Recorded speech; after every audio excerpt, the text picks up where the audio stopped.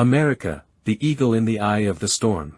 A country just over 2 centuries old, yet it has managed to expand its power and influence across the globe, maintaining its dominance for decades.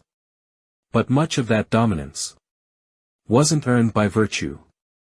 It was taken through coercion, force, occupation, exploitation in negotiations, and more dangerously, through the manipulation of media using propaganda. One of the clearest examples is the Iraq War. The U.S. claimed Iraq possessed weapons of mass destruction, without credible evidence. Media blasted the message, "This is a war to protect the world." But the real intent was to seize control over oil and assert influence in the region. A country was invaded. Civilians died. A nation was left in ruins. And in the end, no one was held accountable. This is just one of many cases showing that the goodness America presents through its media isn't always grounded in truth.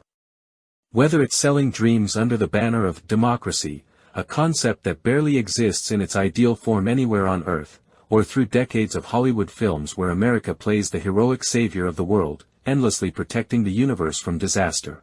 People consumed the narrative so often, they stopped questioning it. But today, the world is no longer the same. Technology has unlocked the free flow of information across borders.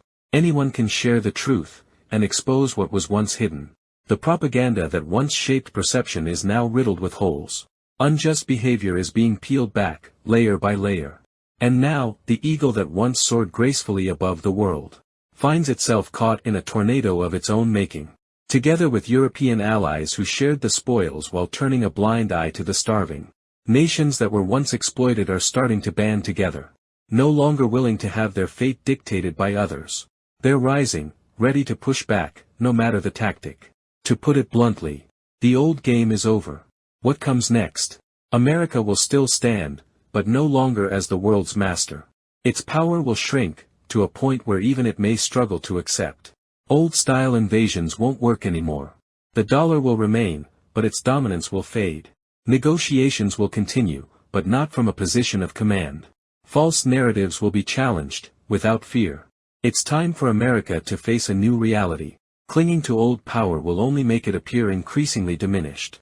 With the third largest population, a massive economy, vast resources, cutting-edge tech, and immense energy potential, America still holds strong cards in the economic game. But it must shift from intimidation to fair negotiation.